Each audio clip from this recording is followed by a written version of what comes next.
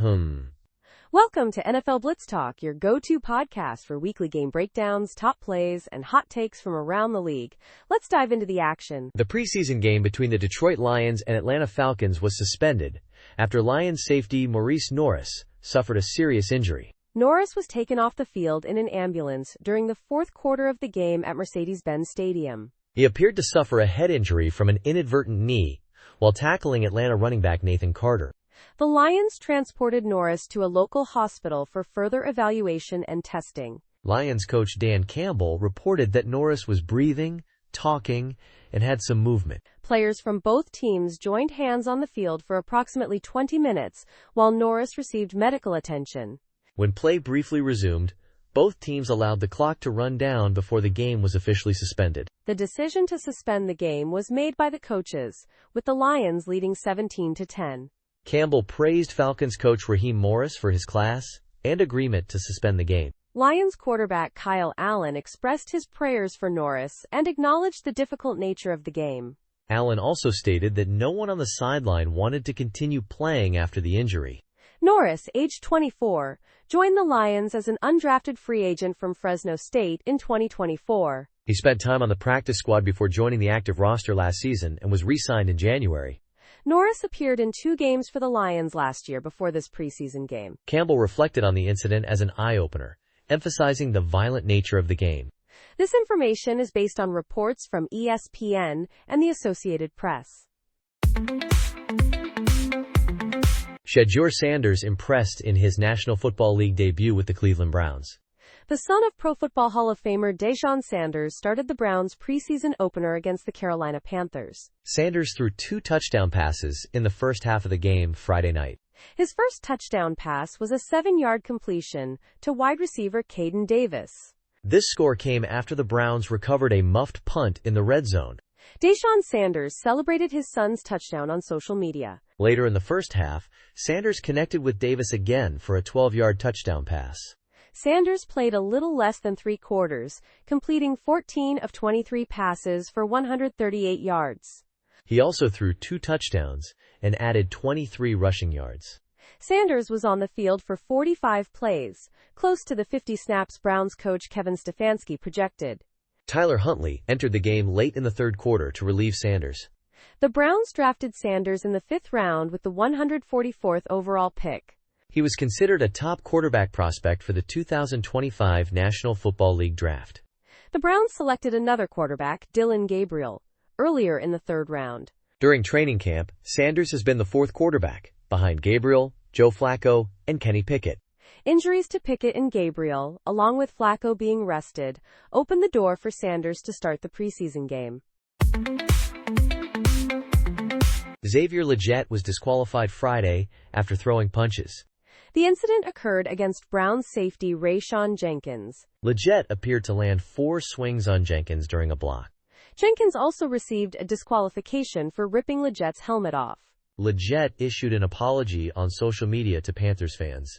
He stated the incident would not happen again. Legette had an underwhelming rookie season and a high number of dropped passes. The Panthers subsequently drafted wide receiver Tetairoa McMillan. McMillan has taken over the number 1 receiver role from Legette. Off the field, Legette has garnered attention on social media. He rescued a friend stuck in the mud on an all-terrain vehicle. He also expressed fear of entering the St. Croix River. This trip was organized by Bryce Young and Adam Thielen. Legette also attended the Kentucky Derby and met Guy Fieri. Anthony Richardson might return to practice Saturday after dislocating his finger. This injury occurred during the Colts preseason opener against the Ravens. Richardson was sacked, causing the injury to his throwing hand. The Colts medical staff reset the dislocated joint on the field. Richardson tested his grip and threw some light passes on the sideline. However, Coach Steichen ruled Richardson out of the game. Veteran quarterback Jones finished the first half, and rookie Leonard played the second. X-rays taken at halftime were negative, which is good news. The Colts have Friday off but will return to training camp Saturday. If Richardson can throw effectively Saturday, he is expected to practice. Richardson described his finger as tender but is confident in his recovery. It is unclear how the Colts will manage their quarterback situation. The team has been splitting starting reps between Richardson and Jones. Steichen had planned to give Richardson extensive playing time. Rob Jones will not play for the Dallas Cowboys this season due to a neck injury. Jones suffered a broken bone in his neck during the Cowboys' first padded practice. He was placed on injured reserve on Friday, ending his season. Jones was given a 2 to 3 month recovery period. The Cowboys signed Jones to a one-year deal worth $3.75 million. $3 million of that contract was guaranteed. Jones was competing for the starting right guard position. He was likely to be a backup for rookie Tyler Booker. Before joining the Cowboys, Jones played 4 years with the Miami Dolphins. He started 30 out of 49 games with the Dolphins. To fill Jones' roster spot, the Cowboys signed running back Malik Davis. Davis was previously released by the Cowboys in April. He spent most of the past 2 seasons on the Cowboys practice squad. The Cowboys needed running back depth due to injuries. Los Angeles Chargers coach Jim Harbaugh has not committed to running back Najee Harris playing in Week 1. When asked about Harris' availability for the season opener against the Kansas City Chiefs, Harbaugh gave a vague response. Harris was injured in a fireworks accident on July 4th and was placed on the non-football injury list. Harris' agent, Doug Hendrickson, described the injury as superficial and expects him to be ready for the regular season. The Chargers, however, have not disclosed the specific nature of Harris' injury. Harbaugh stated he does not comment on injuries because he is not a doctor or Harris' agent. He did confirm that Harris can open his eye, offering a small glimpse into his condition. Harris has been seen walking laps at practice since August 2nd, wearing a helmet with a visor and cleats. A picture posted to Harris' Snapchat account on August 6th showed his left eye completely shut. Despite the picture, Harbaugh maintains that Harris is now able to open his eye. The uncertainty surrounding Harris' status leaves his availability for Week 1 in question. It remains to be seen if he will be fully recovered and ready to play in the season opener. Harris is a key player for the Chargers offense, and his absence would be a significant loss. Fans and analysts will be closely watching for updates on Harris' condition in the coming days. Liz Louisa ranks Ashton Jeanty above Saquon Barkley in fantasy drafts. This is relevant for the 2025 fantasy football draft season. ESPN Fantasy provides a draft guide with rankings and projections. The guide caters to both seasoned players and newcomers. Resources include player projections and depth charts. Various ranking types are available, including staff consensus. Mock drafts are provided for different league formats. Expert analysis covers undervalued and overvalued players. The guide offers advice on late-round picks. Statistical insights and potential breakout candidates are highlighted. Discussions about touchdown projections are included. Information on rookie players is also provided. The guide explores different league formats. It includes the debate between Jeanty and Barkley. Cameron Ward and Xavier Restrepo, former Miami teammates, are now Tennessee Titans rookies, but their journeys to the National Football League were quite different. Ward was the Titans' first overall pick in the April draft, chosen as their potential future quarterback, while Restrepo signed as an undrafted free agent 2 days later. Ward actively encouraged the Titans to consider Restrepo, highlighting his impressive college stats of 69 receptions, 1,127 yards, and 11 touchdowns. Restrepo acknowledges Ward is helpful in getting him to Nashville, but emphasizes his own responsibility to earn his place on the team. Despite Restrepo's successful college career, concerns about his speed arose after a 4.83-second 40-yard dash at his pro day. However, his over 200 career receptions for 2,844 yards and 21 touchdowns, all Miami records, were often overlooked. Restrepo is now facing a tough competition for a roster spot, but is dedicating himself to extra work on the field. Titans coach Brian Callahan has noted the close bond between Ward and Restrepo's commitment to improving his performance. Even before the draft, the Titans were impressed by Restrepo's work ethic, as he persevered through hamstring issues at Miami's pro day and participated in a private workout with Ward the following day. Restrepo credits his father, Jaime, for instilling a strong work ethic from a young age, through rigorous training and conditioning. This dedication continued in college, with Restrepo and other receivers meeting with Ward for early morning film study sessions, a practice they have now brought to the Titans. Restrepo maintains his pre-dawn wake-up routine, arriving at the facility even before some coaches, impressing offensive coordinator Nick Holtz with his diligence in studying the playbook. Ward has praised Restrepo's quick grasp of the new terminology and his improved understanding of the offense. This knowledge allows Restrepo to play faster and make plays, compensating for his 40-yard dash time. While Restrepo's on-field reps with Ward have decreased during training camp, he now works with backup quarterbacks Brandon Allen and Tim Boyle, and Ward continues to mentor him between reps. Despite initial challenges in training camp, Restrepo maintains his confidence, drawing strength from his faith and a wristband displaying his favorite scripture, Philippians 4:13. Saquon Barkley had a historic 2024 season, rushing for over 2,000 yards and leading the Philadelphia Eagles to a Super Bowl victory. However, the Kansas City Chiefs focused heavily on stopping Barkley in Super Bowl 59, limiting his effectiveness on the ground.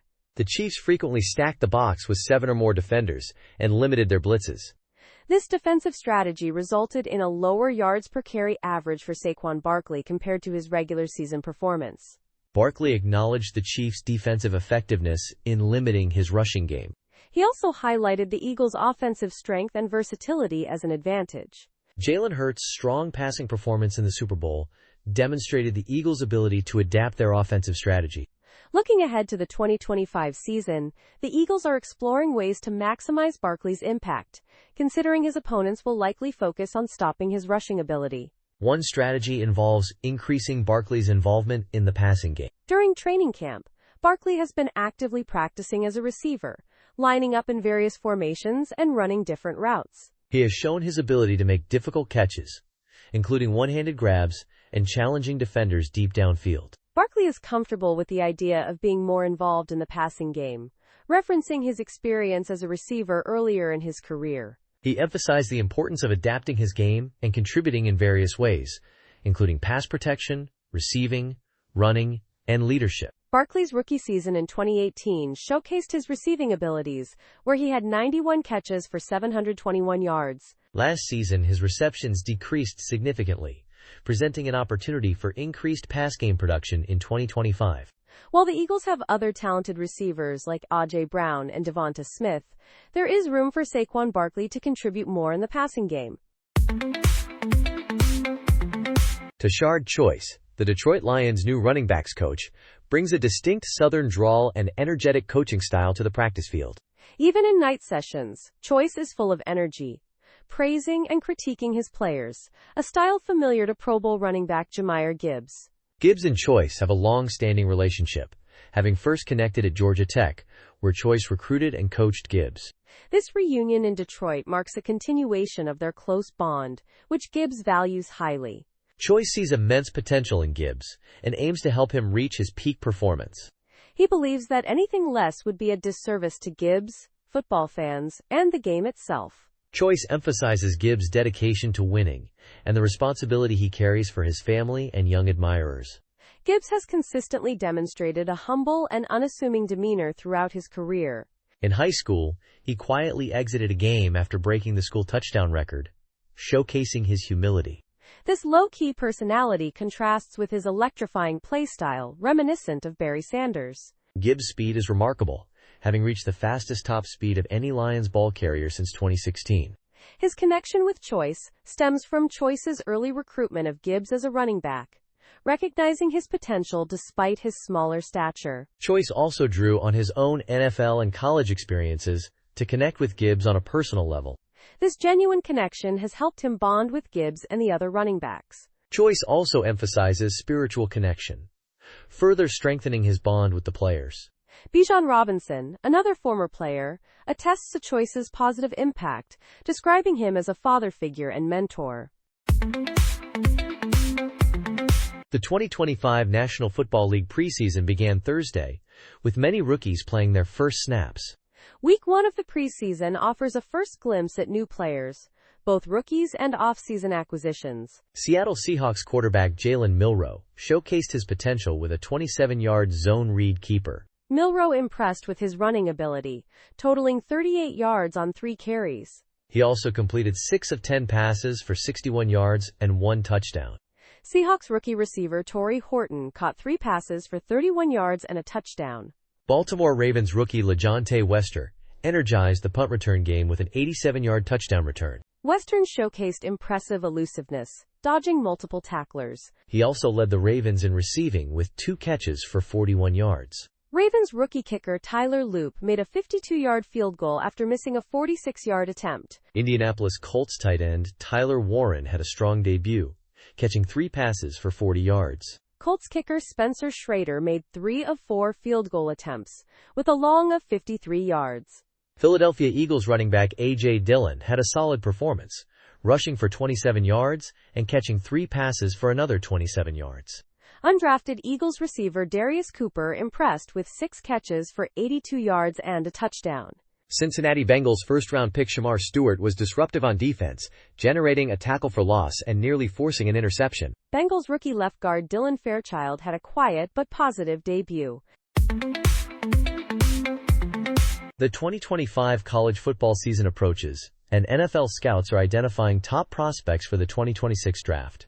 This report highlights 12 schools with significant draft talent, categorized into 3 tiers based on prospect quantity and potential first-rounders. Penn State, a Big Ten powerhouse, is in Tier 1, boasting quarterback Drew Aller and a strong running back duo. Alcalar, a senior, possesses desirable physical attributes but needs to demonstrate greater consistency in crucial games. Clemson, another Tier 1 program, features defensive tackle Peter Woods and cornerback Cade Klubnik. Woods is a versatile player projected to excel in the interior defensive line. Oregon, also in Tier 1, added offensive tackle Isaiah World, a highly touted transfer from Nevada. World has impressive potential but needs to improve his on-field discipline. Texas, the 4th Tier 1 school, showcases linebacker Anthony Hill Jr. and a developing quarterback Arch Manning.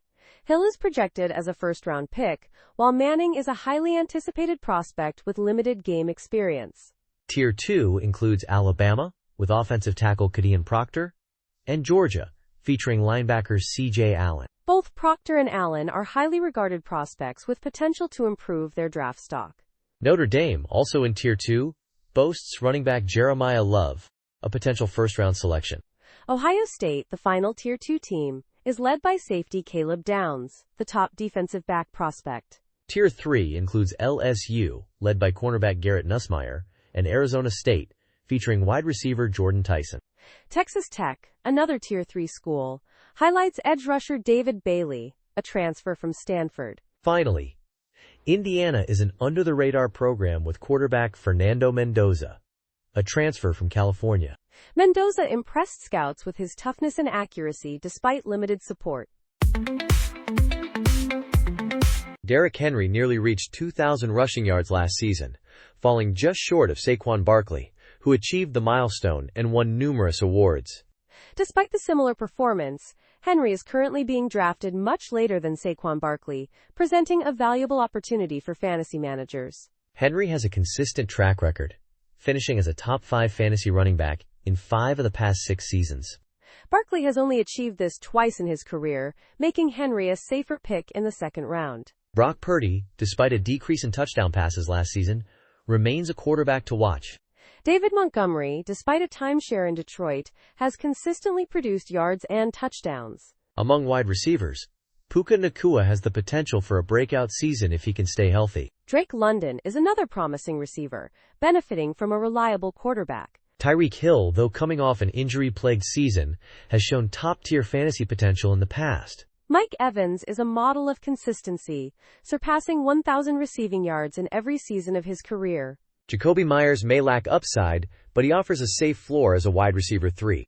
Other undervalued receivers include Jordan Addison, Darnell Mooney, and Adam Thielen. At tight end, Travis Kelce, despite his age, remains a valuable option in later rounds. While his production dipped last season, he still outscored most tight ends. Rookie tight ends like Colston Loveland and Tyler Warren also offer potential. Evan Engram and Tucker Kraft are other tight ends to consider. Isaiah likely could emerge as a top target for the Ravens. Ultimately, it is important to conduct thorough research and trust your instincts when drafting your fantasy team.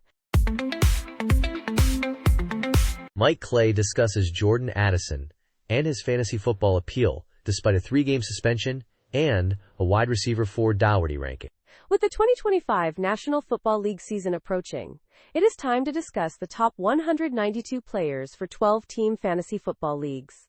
This list caters to 16 roster spot leagues with points per reception scoring and standard settings. While the list suggests a draft order, remember that drafts are fluid and decisions should adapt to available players and prior selections. The list can be adjusted for 8 or 16 team leagues by focusing on cutoff points for viable starters. In deeper leagues, securing top players at key positions early is crucial. Shallower leagues allow for waiting on quarterbacks or tight ends. This guide helps maximize starting lineup value and optimize decisions in each round. Ja'Marr Chase and Bijan Robinson are favored over Justin Jefferson, Saquon Barkley, and Christian McCaffrey due to quarterback changes, age, and workload concerns. Jefferson and Saquon Barkley are still highly valuable picks, while Jahmyr Gibbs faces interior offensive line questions and competition from David Montgomery. The first round offers several strong options with minimal drop-off in value. Christian McCaffrey presents a higher risk at age 29 and with injury history, but also a high potential reward. Round 2 includes solid running back 1 and wide receiver 1 options, along with top tight ends Brock Bowers and Trey McBride. Derrick Henry, Devontae Adams, and Tyreek Hill have age concerns but are well positioned for strong fantasy seasons. Round 3 is the ideal time to select a quarterback, with Josh Allen, Lamar Jackson, Jaden Daniels, and Jalen Hurts being the top choices. Round 4 features running back 2 and wide receiver 2 options, along with George Kittle and Joe Burrow. National Football League training camps are underway, and reporters have been observing the action. There are reports on standout players, position battles, and depth chart changes. Reporters are also covering quarterback performances and potential cut decisions. Links provide access to detailed reports from all 32 teams. These reports highlight breakout players and key performers in training camp. With preseason games starting, reporters will address remaining questions for each team. Updated depth charts are available for all 32 teams. Training camp locations are listed for all teams across the National Football League. The American Football Conference East teams have been practicing at various sites. The American Football Conference North teams have also been busy at their respective training facilities. Teams in the American Football Conference South are preparing at their designated locations. American Football Conference West teams are training across different states. National Football Conference East teams are working hard at their training camps. National Football Conference North teams are practicing in locations across the Midwest. Teams in the National Football Conference South are getting ready at various training facilities. National Football Conference West teams are utilizing facilities in the western United States. Saquon Barkley graces the Madden NFL 26 cover and leads all running backs. Competition is intense, with rising stars in the league. Derrick Henry, a seasoned player, debuted in Madden 17. He boasts the longest rating history among the top 5. Henry reached the 90s in Madden 21 and the 99 club last year. This year, he swapped places with Barkley. Jahmyr Gibbs, ranked 3rd, is a newer face in the NFL. Gibbs debuted in Madden 24 and quickly rose to the 90s. He now stands on the podium for all running backs. Bijan Robinson mirrors Gibbs' rapid ascent, holding 5th rank. Robinson started similar to Gibbs and continues to improve. Between them is two-time 99 club member Christian McCaffrey. McCaffrey has a 94 overall rating, 1 point lower than last year. Although his rating decreased, he leads in total attributes. This list represents the top running back talent in Madden 26. These players showcase the evolving running back landscape,